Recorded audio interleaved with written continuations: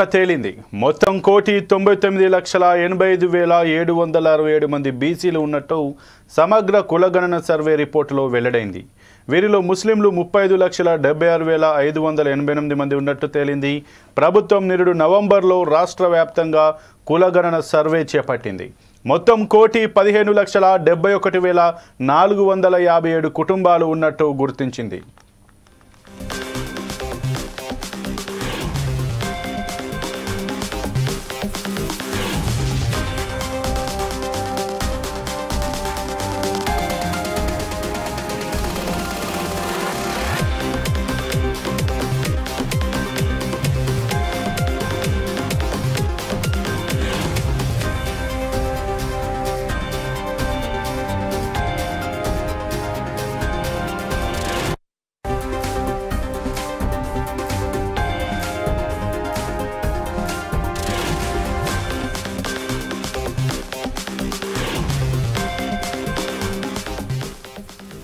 అయితే కులగణన సర్వేలో వివరాలు ఇచ్చేందుకు 3,56,326 కుటుంబాలు నిరాకరించగా మిగతా 1,12,15,131 కుటుంబాల వివరాలను సేకరించింది. ఈ కుటుంబాలకు సంబంధించి మొత్తం 3,54,77,554 మంది వివరాలను నమోదు చేసింది. ఈ కులగణన సర్వేకు సంబంధించిన పూర్తి నివేదికను ప్లానింగ్ శాఖ ఆదివారం మంత్రి ఉత్తమ్ కుమార్ రెడ్డి నేతృత్వంలోని కేబినెట్ సబ్ కమిటీకి అందజేసింది.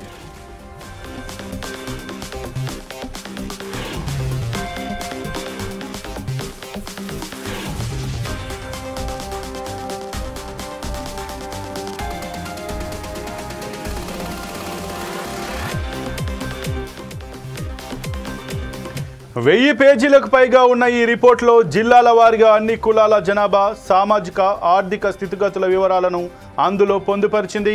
ఈ నివేదిక ప్రకారం రాష్ట్రంలో బీసీలు 1,85,767 మంది, ఓసీలు 56,01,539 మంది, ఎస్సీలు 61,84,319 మంది, ఎస్టీలు 37,05,929 మంది ఉన్నట్టు తేలింది.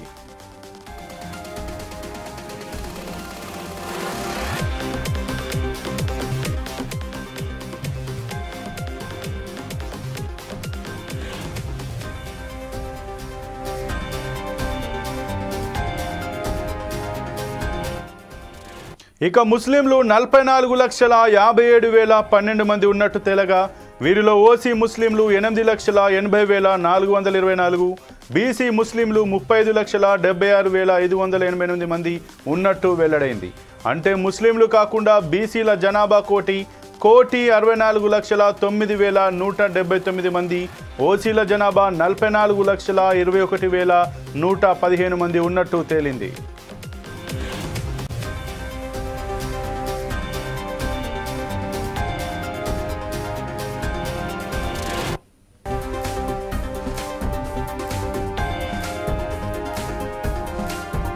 అధికారంలోకి వచ్చిన తర్వాత 2 నెలలకే రాష్ట్రంలో కులగణన సర్వే చేపట్టాలని ప్రభుత్వం నిర్ణయం తీసుకుంది. 2024 ఫిబ్రవరి 4న సీఎం రేవంత్ రెడ్డి నేతృత్వంలో జరిగిన కేబినెట్ మీటింగ్లో ఈ మేరకు నిర్ణయించింది. కులగణన చేపట్టేందుకు అదే నెల 16న అసెంబ్లీలో ప్రభుత్వం తీర్మానం చేసింది. సర్వే చేపట్టేందుకు అవసరమైన విధి విధానాలను ఖరారు చేసేందుకు సెప్టెంబర్ 12న కేబినెట్ సబ్ కమిటీని ఏర్పాటు చేసింది.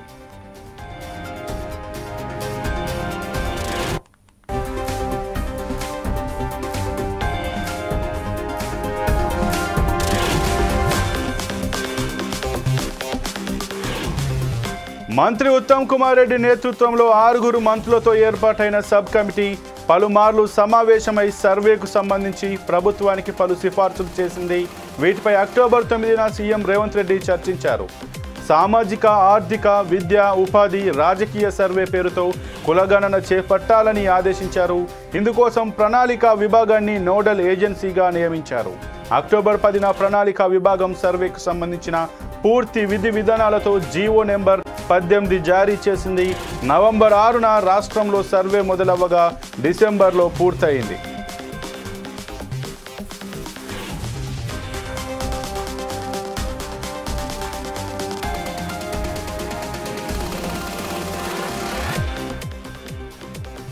ఇక ఇదే అంశానికి సంబంధించి మరింత సమాచారం మా ప్రతినిధి ప్రసన్న కుమార్ అందిస్తారు. ప్రసన్న కుమార్, చెప్పండి, నిన్నైతే ఏదైతే కులగణనకు సంబంధించి మంత్రి ఉత్తమ్ కుమార్ రెడ్డి అయితే తనకు అందిన నివేదిక గురించి అయితే చెప్పారు, దీని గురించి మీ దగ్గర ఉన్న పూర్తి సమాచారం ఏంటి? మంత్రి ఉత్తమ్ కుమార్ రెడ్డి తన నివాసం లోపల బీసీ కులగణన పైన ప్రెస్ మీట్ పెట్టడం జరిగింది. మొత్తం తెలంగాణ లోపల 3,54,74,844 మందిని సర్వే చేయడం జరిగింది. దాంట్లో 1,12,15,134 కుటుంబాలను మొత్తంగా 97% కంప్లీట్ చేశామని చెప్పేసి ఉత్తమ్ కుమార్ రెడ్డి తన ప్రెస్ మీట్ లో చెప్పడం జరిగింది. అదేవిధంగా కులగణన ప్రకారంగా బీసీల జనాభా వచ్చేసి తెలంగాణ రాష్ట్రం లోపల 46.25% ఉన్నదని, మొత్తం జనాభా లోపల 1,64,09,179 మంది బీసీ జనాభా ఉన్నదని చెప్పేసి తన ప్రెస్ మీట్ లో చెప్పడం జరిగింది. అదేవిధంగా ఎస్సీల జనాభా శాతం వచ్చేసి 17.43%, ఎస్టీల జనాభా వచ్చేసి 10.45%, బీసీ ముస్లింలు వచ్చేసి 10.85%, తర్వాత ఓసీ ముస్లింలు వచ్చేసి 2.48%, మొత్తం ముస్లింల జనాభా శాతం వచ్చేసి 12.56% ఉన్నదని, ఓసీల జనాభా వచ్చేసి 15.79% ఓసీల జనాభా ఉన్నదని చెప్పేసి ఉత్తమ్ కుమార్ రెడ్డి తెలియజేయడం జరిగింది. ఈ రిజర్వేషన్ల అనుకూలంగానే లోకల్ బాడీ ఎలక్షన్స్ కూడా వెళ్ళడం జరుగుతాయని చెప్పేసి మంత్రులు తెలియజేయడం జరిగింది. అయితే ప్రసన్న కుమార్, ఏదైతే ఈ బీసీ కులగణన సర్వే వచ్చిన నేపథ్యంలో దీనిపైన అసెంబ్లీలో తీర్మానం చేసి ఆ ప్రకారం రిజర్వేషన్లు కల్పించాలి స్థానిక పంచాయతీలలో, ముందుగానైతే జెడ్పీటీసీ ఎంపీటీసీ ఎలక్షన్లు పెట్టేటువంటి అవకాశం ఉన్న నేపథ్యంలో వాటికి సంబంధించి ఈ పంచాయతీ ఎలక్షన్లలో మాత్రం ఈ కులగణన ఆధారంగానే రిజర్వేషన్లు కేటాయించాలన్నట్టు కూడా ప్రభుత్వం అయితే ఆలోచిస్తుంది. దీని గురించి ఇది ఎంత మేరకు సక్సెస్ అవుతుంది? దీనికి తీర్మానం చేసిన తర్వాత కేంద్ర ప్రభుత్వం దీనికి ఆమోదం తెలిపేటువంటి చట్ట సవరణ చేసేటువంటి ఏమైనా అవకాశం ఉందా? రాష్ట్ర ప్రభుత్వము అసెంబ్లీ లోపల దీనికి ఒక చట్టం చేయాల్సిన అవసరం ఉంది బీసీ రిజర్వేషన్ల పైన. ఎందుకంటే బీసీ 42% రిజర్వేషన్ ఇవ్వాలని చెప్పేసి బీసీ నాయకులందరూ కూడా డిమాండ్ చేస్తా ఉన్నారు. ఈ రిజర్వేషన్ అనౌన్స్మెంట్ అయిన తర్వాతనే ఎన్నికలకు వెళ్ళాలి, లేకుంటే కనుక ఖచ్చితంగా కాంగ్రెస్ పార్టీకి మేము బుద్ధి చెప్తామని చెప్పేసి బీసీ నాయకులు అంటా ఉన్నారు. ఆర్ కృష్ణయ్య మాత్రము 42% రిజర్వేషన్ ఇవ్వకుంటే కనుక ఆత్మహత్య చేస్తామని చెప్పి కూడా తను అనౌన్స్ చేయడం జరిగింది. ఖచ్చితంగా రాష్ట్ర ప్రభుత్వం ఏదైతే అసెంబ్లీలో తీర్మానం చేసిన తర్వాత కేంద్ర ప్రభుత్వానికి ఖచ్చితంగా వీరు పంపవలసి ఉంటుంది. అక్కడ అప్రూవల్ అయితే కనుక ఎటువంటి ఇబ్బంది లేకుండా ఎలక్షన్ లోపల రిజర్వేషన్ అమలు చేయొచ్చు. లేదా ఒకవేళ కేంద్ర ప్రభుత్వం పెండింగ్ పెడితే కనుక రాష్ట్ర ప్రభుత్వము ఒక విచక్షణ అధికారాన్ని తీసుకొని రాష్ట్రంలో అసెంబ్లీలో తీర్మానం చేసిన తర్వాత ఎన్నికలకు పోయే అవకాశం ఉంది. అయితే ప్రసన్న, నిన్న ఏదైతే హనుమకొండలోని ఆర్ట్స్ కళాశాల ఆవరణలో బీసీలది భారీ బహిరంగ సభ పెట్టినప్పుడు ఆ నేపథ్యంలో నిన్ననే ఉన్నటువంటి బీసీలకు సంబంధించి కులగణనకు సంబంధించి సర్వే రిజల్ట్స్ కూడా నివేదిక కూడా చెప్పడాన్ని మనం ఏ విధంగా చూడొచ్చు? వాళ్లకు ఒక స్ట్రాటజీ, కాంగ్రెస్ గవర్నమెంట్ ఇప్పుడు ఒక స్ట్రాటజీ ప్లే చేసిందని మనం అనుకోవచ్చా? ఖచ్చితంగా సంపద. ఎందుకంటే ఇప్పుడు రాజకీయ పార్టీలు ఏం చేసినా వారికి ఓట్ల కోసమే చేసేటువంటి అవకాశం ఎక్కువగా ఉంటుంది. కాంగ్రెస్ పార్టీ ఏదైతే అక్కడ బీసీ గర్జన జరిగిందో ఆ సమావేశం సమయంలోనే ఇక్కడ బీసీల రిజర్వేషన్ల పైన సర్వే పైన అనౌన్స్మెంట్ చేయడం అనేది ఒక పొలిటికల్ స్ట్రాటజీగానే చెప్పవచ్చు. ఎందుకంటే వచ్చే ఎన్నికల లోపల బీసీల ఓట్లు చాలా కీలకంగా మారున్నాయి. బీసీలు ఎటువైపు అయితే వన్ సైడ్ గా ఓటేస్తారో ఖచ్చితంగా ఆ ఒక పార్టీ విజయం సాధించే అవకాశాలు ఎక్కువ ఉన్నాయని చెప్పేసి రాష్ట్ర ప్రభుత్వం యొక్క స్ట్రాటజీ చేసినట్టు తెలుస్తా ఉన్నాయి. అయితే ప్రసన్న, మరి ఈ నేపథ్యంలో ఒకవేళ కేంద్ర ప్రభుత్వం కనుక ఈ బీసీ కులగణనకు సంబంధించి ఏదైతే ఆమోదం తెలపలేదనుకోండి, ఒకవేళ కాంగ్రెస్ కూడా మరి పార్టీలు రిజర్వేషన్ల ఆధారంగా టికెట్లు కేటాయిస్తామంటున్నారు. దీన్ని ఒకవేళ ప్రజలు లేదా అక్కడ ఉన్నటువంటి స్థానికంగా ఉన్నటువంటి కాంగ్రెస్ నాయకులు కావచ్చు దీన్ని యాక్సెప్ట్ చేస్తారా? లేదంటే మనకు తెలుసు మ్యాక్సిమం రాజకీయాల్లోనైతే చూసినట్టయితే బీసీలు ఈ ఎస్సీ ఎస్టీల కంటే ఎక్కువగా ఓసీలే ఈ యొక్క రాజకీయ క్షేత్రంలోనైతే పాలు పంచుకుంటూ ఉంటారు. ఈ బీసీ కూడా ఏది రిజర్వేషన్ ఆధారంగా టికెట్లను కేటాయిస్తే ఓసీల నుంచి ఏమైనా వ్యతిరేకత వచ్చేటువంటి అవకాశం ఉందా? కాంగ్రెస్ పార్టీ ఏదైతే ఆలోచన చేస్తా ఉందో, ఒకవేళ కేంద్ర ప్రభుత్వం అనక ఈ బీసీ రిజర్వేషన్ ఒప్పుకోకుంటే మేము మా యొక్క సర్పంచ్లో కానీ మన ఎంపీటీసీలు జెడ్పీటీసీ లోపల బీసీ రిజర్వేషన్ మేము ఇంటర్నల్ గా మేము దాన్ని అమలు చేస్తామని చెప్పన్నారు. ఇది ఒక రకంగా బీసీలకు ఇబ్బందికర పరిస్థితి అవుతుంది. ఎందుకంటే కాంగ్రెస్ అదే ఇతర పార్టీలు బీజేపీ కానీ లేకపోతే బీఆర్ఎస్ కానీ ఒక అగ్రకులాన్ని కనుక టికెట్ ఇస్తే కనుక ఖచ్చితంగా అక్కడ అందరూ కూడా ఏంటంటే గ్రామాల లోపల కానీ రూరల్ ఏరియాస్ లోపల అగ్రకుల పెద్దాల యొక్క నడుస్తూ ఉంటది. కాబట్టి వారు గెలిచి బీసీలు ఓడిపోయేటువంటి ప్రమాదం కూడా ఉంది. ఎందుకంటే బీసీ రిజర్వేషన్ చట్టం చేస్తే కనుక ఖచ్చితంగా అక్కడ పోటీ చేసే అందరూ కూడా బీసీలో ఉంటారు. అప్పుడు ఎవరు గెలిచినా బీసీలో గెలిచేటువంటి అవకాశం ఉంటది. అది కాకుండా కాంగ్రెస్ పార్టీ మాత్రమే ఇంటర్నల్ గా వారి యొక్క పార్టీ లోపల మాత్రమే మేము బీసీలకు ఇస్తాము, ఇతర పార్టీల మాకు సంబంధం లేదు అంటే కనుక అది బీసీలకు ఇబ్బందికర పరిస్థితి అవుతుంది. అయితే ప్రసన్న, మరి ఇప్పుడు ఈ బీసీ రిజర్వేషన్ కుల సర్వే వచ్చేసింది, దీని నివేదిక కూడా మనకైతే నిన్న ప్రకటించారు. ఈరోజు ఎస్సీ ఎస్టీలకు సంబంధించి కూడా మన నివేదిక అందేటువంటి అవకాశం ఉంది. కాబట్టి ఈ నేపథ్యంలో ఒకవేళ ఈ కులగణనకు సంబంధించి అయితే ఏదైతే ఈ కులగణనకు సంబంధించి ప్రతిపక్ష పార్టీలు దీన్ని సానుకూలంగా తీసుకుంటాయా, లేదంటే దీన్ని ఏమైనా అపోజిట్ చేసే అవకాశం ఉంది? ఎందుకంటే అపోజిట్ చేసే మాత్రం ఖచ్చితంగా బీసీల నుంచి మాత్రం వీళ్ళైతే వ్యతిరేకతను ఎదుర్కోవాల్సి వస్తుంది. కాబట్టి ఈ నేపథ్యంలో ప్రతిపక్ష పార్టీలు ఈ విషయం పైన ఏ విధంగా స్పందిస్తున్నాయి? ఏదైతే ఇప్పుడు కాంగ్రెస్ పార్టీ బీసీ రిజర్వేషన్ల కోసము బీసీ కులగణన చేపట్టిందో అది ఒక రకంగా రాజకీయ ఎత్తుగడగానే చెప్పుకోవచ్చు. ఎందుకంటే వీరు రిజర్వేషన్లు చేసిన తర్వాత ఎస్సీలకు వాటా, తర్వాత ఎస్టీల వాటా ఇది చేసిన తర్వాత రిజర్వేషన్ అనేది సుమారు 60% పైగానే దాటిపోయే అవకాశం ఉన్నది. అటువంటి సమయం లోపల కేంద్ర ప్రభుత్వము మోకాలు అడ్డేటువంటి అవకాశం ఎక్కువగా ఉంది. తమిళనాడు రాష్ట్రంలో లాగా తెలంగాణ రాష్ట్రంలో ఒక డేర్ డిసిషన్ తీసుకొని వీళ్ళు అసెంబ్లీ తీర్మానం చేసి దీన్ని కనుక అమలు చేసేటువంటి అవకాశం ఉంటే కనుక ఖచ్చితంగా బీసీలకు కానీ మిగతా బహుజన కులాలకు కానీ న్యాయం చేసేటువంటి అవకాశం ఉంది. అది కాకుండా కేంద్రం చేతుల్లో పెట్టేసి కేంద్రము ఎప్పుడు ఓకే అంటే అప్పుడే మాకు ఓకే అంటే కనుక ఖచ్చితంగా ఇది రాజకీయంగా కాంగ్రెస్ పార్టీకి తీవ్ర ఇబ్బందికర పరిస్థితిలో ఉంటుందని చెప్పవచ్చు. Sampath. Okay, thank you Prasanna.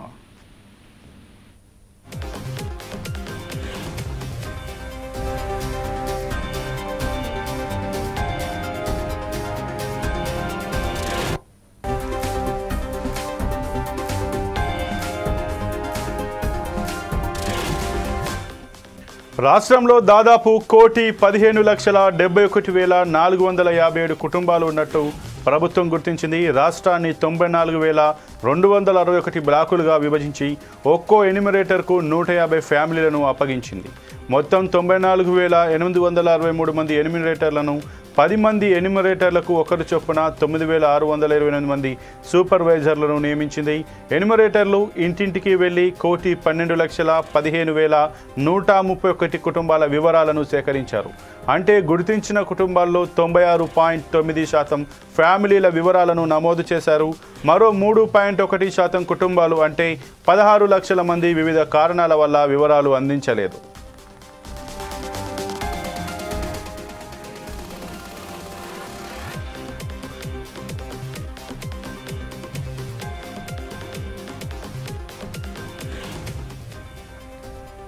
కొన్ని చోట్ల కుటుంబాలు సర్వేకి నిరాకరించటం, కొన్ని ఇండ్లకు తాళాలు ఉండటం, కొన్ని కుటుంబాలు అందుబాటులో లేకపోవటం తదితర కారణాలతో వాళ్ళు సర్వేలో పాలు పంచుకోలేదు.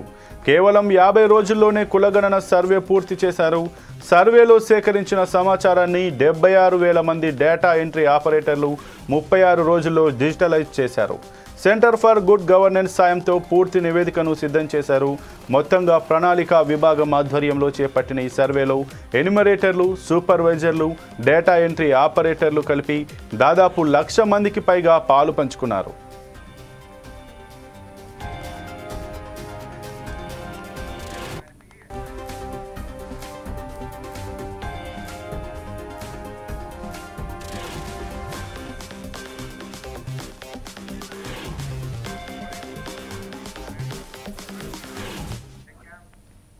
ఇక మొత్తంగానైతే నిన్న తెలంగాణ రాష్ట్రం సంబంధించి ఏదైతే బీసీ కులగణనకు సంబంధించి నివేదికనైతే ఆ మంత్రి ఉత్తమ్ కుమార్ రెడ్డి అయితే నిన్న ప్రవేశపెట్టారు.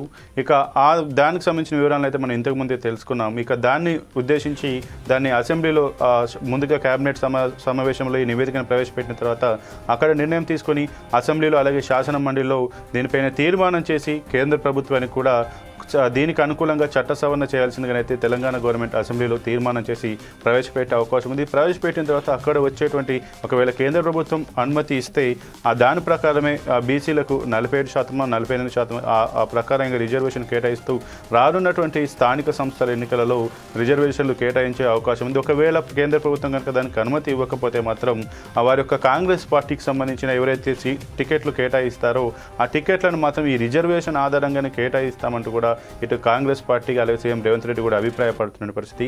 ఒకవేళ కాంగ్రెస్ పార్టీకి సంబంధించి టికెట్లు ఇస్తే ఓన్లీ పార్టీ టికెట్లను రిజర్వేషన్ పరంగా ఇస్తే మాత్రం ఖచ్చితంగా అది ఒక రకంగా దెబ్బతినేటువంటి అవకాశం ఉంటుంది. ఎందుకంటే ఓవరాల్ రిజర్వేషన్ ఇస్తే అక్కడ బీసీ టు బీసీ పోటీ పడేటువంటి అవకాశం ఉంటుంది.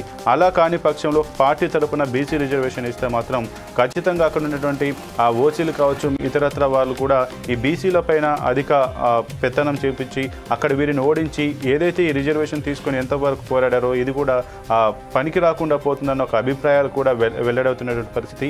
ఏదేమైనా నిన్న ఏదైతే హన్మకొండలో బీసీ బహిరంగ సభ జరిగిన నేపథ్యంలోని నిన్ననే ఈ యొక్క బీసీ కులగణ సర్వేకి సంబంధించి ఈ యొక్క కాంగ్రెస్ పార్టీ ఏదైతే నివేదిక విడుదల చేసిందో దీనిపైన అయితే ఇప్పుడు సర్వత్రా ఒక రకమైనటువంటి చర్చ అయితే నడుస్తున్నటువంటి పరిస్థితి. ఇది ఇవాళ 4 Sides TV ఎక్స్క్లూజివ్ డ్రైవ్. మరో ఎక్స్క్లూజివ్ డ్రైవ్లో మళ్ళీ కలుద్దాం. చూస్తూనే ఉండండి 4 Sides TV.